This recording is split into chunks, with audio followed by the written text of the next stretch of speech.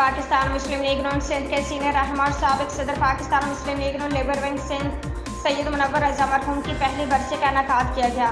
इस मौके पर सीनियर रहनुमा और सदर Pakistan Muslim League Noon labour wing Karachi division Syed Ikhlaq Hashmi, Mohammad Asif Khan Abbasi, advocate Abdurrahim Awan, Syed Nahar Hashmi, Syed Zia, Syed Shah Mohammad Shah, Mohammad Zubair Bhatt, महबूब इलाही, शेख गुलाम बारी, फेरोज़ अहमद खान समेत सिंध भर के सीनियर क़यादत और कारकुनान मौजूद थे।